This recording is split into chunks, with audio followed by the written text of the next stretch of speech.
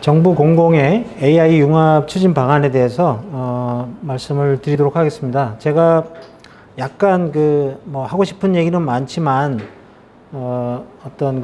약간의 앞에 키노트처럼 좀 말씀드리고 싶어서 제가 이렇게 프로그램을 앞에 넣었고요.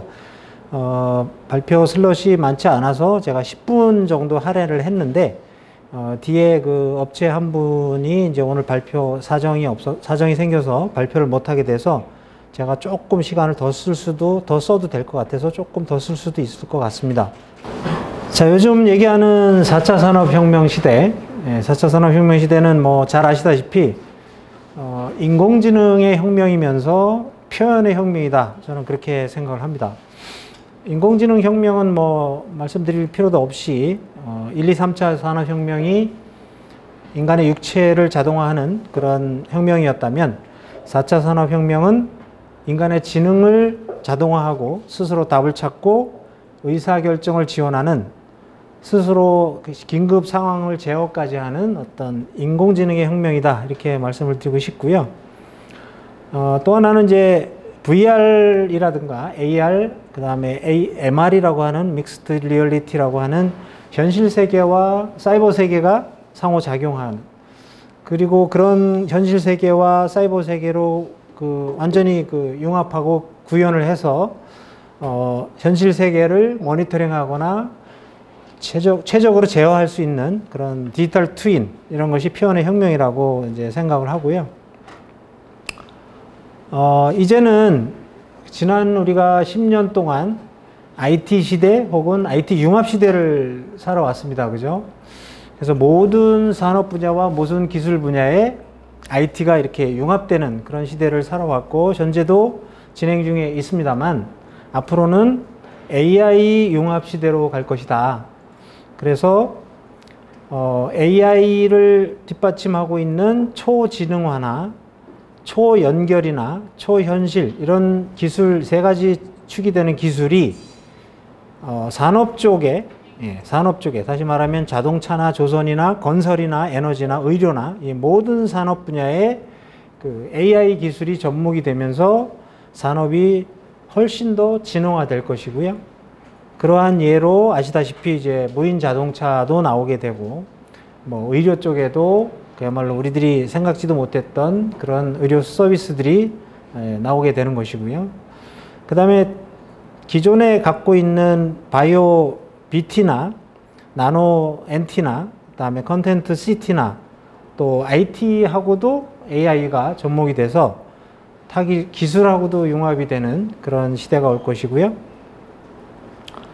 하나 더 주목할 것은 행정이나 경영 분야에도 이제 어떤 AI가 접목이 될 것이라는 거죠.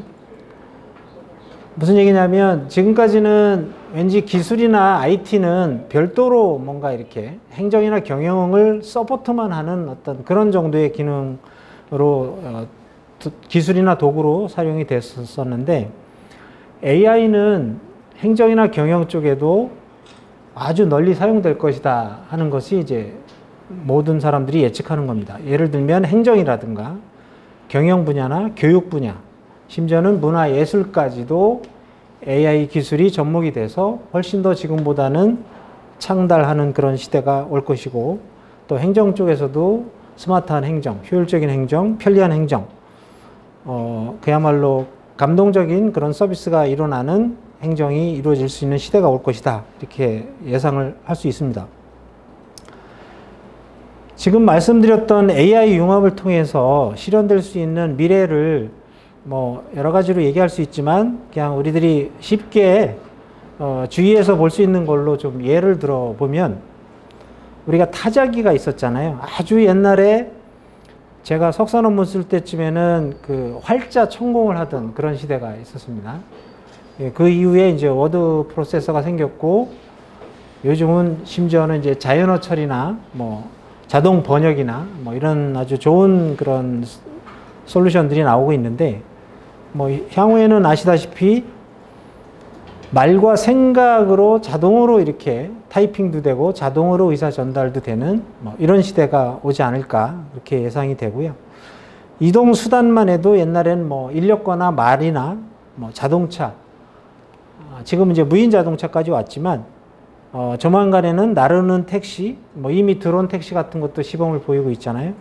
뭐 수트 어떤 모빌리티 개념도 생길 것 같고요.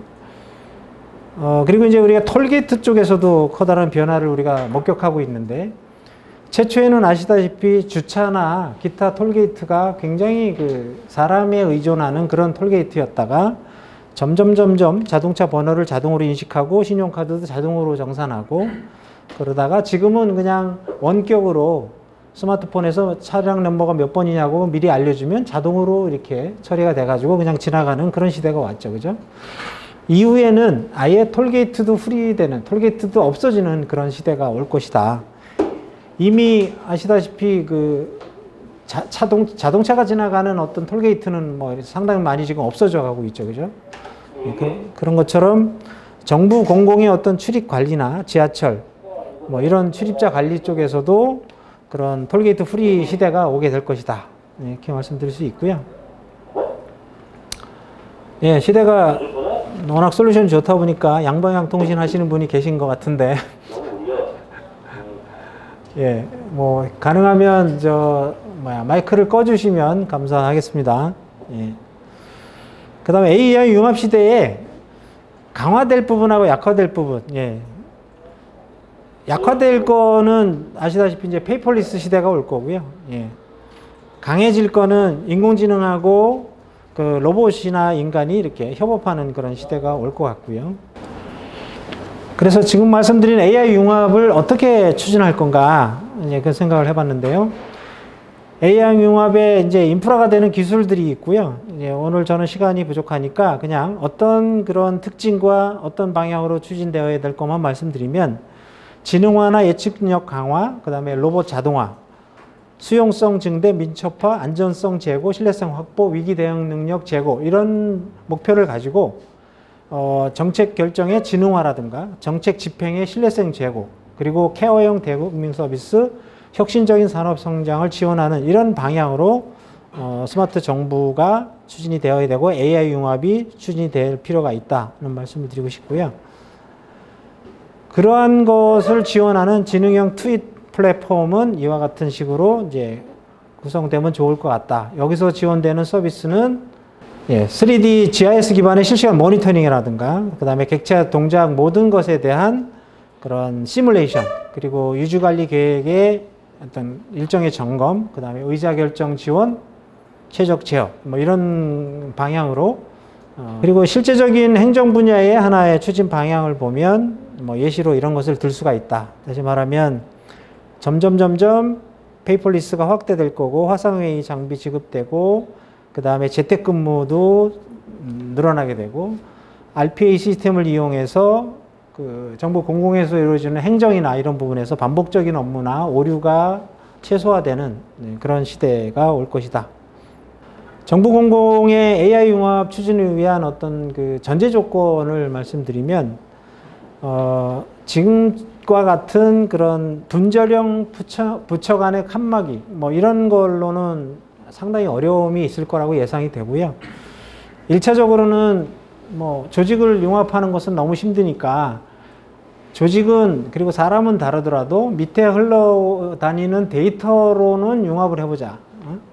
데이터로는 서로 칸막이 없이 해보자. 이제 이런 노력이 1차적으로 필요하실 것 같고, 다행히도 최근에 뭐 디지털 혁신, 뭐 디지털 뉴딜 뭐 이렇게 하면서 데이터 댐도 만들고 하는 그런 작업을 통해서 모든 부처에 있는 모든 데이터들을 하나의 댐으로 모으고 하는 그런 노력이 이루어지기 때문에 그나마 다행으로 생각을 하고 있고요. 향후에는 조직적인 측면에서도 인력적인 측면에서도 뭔가 이렇게 부처 간에 융합을 할 수 있는 그런 특별한 별도의 조직, 우리 IT 쪽의 전문 용어로 API 조직 같은, 그래서 언제든지 끌어다가 쓸 수 있는 그런 인터페이싱 할 수 있는 조직이 필요하지 않나, 그런 생각까지도 해봅니다. 마지막으로 이제 결론적으로 그러면 이제 어떻게 AI 융합을 효율적으로 추진할 수 있겠냐, 좀 더 이제 구체적인 예시를 들어드리면, 정부 공공 전 분야의 데이터 수집 체계를 빨리 구축하자. 뭐 아시다시피 지금 데이터 댐 사업도 그렇고 디지털 뉴딜로 뭔가 이렇게 사업을 용역적으로 추진하고 있는데 그렇게 용역적으로 하는 거는 한계가 있고요. 어떤 데이터를 자동으로 수집하는 그런 체계를 만드는 것이 훨씬 더 중요하다. 데이터가 만들어지면 항상 그 클라우드나 데이터 댐으로 보내도록 만드는 그런 어떤 체계가 필요하다. 그래서 자동으로 데이터가 모아지게 하는 것이 필요하다는 말씀을 드리고 싶고요. 일단은 재난이나 재해 같은 어떤 긴급한 분야 쪽에 이런 인공지능 분야, 인공지능 기반의 의사결정 지원 체계를 도입하는 것도 반드시 필요하다.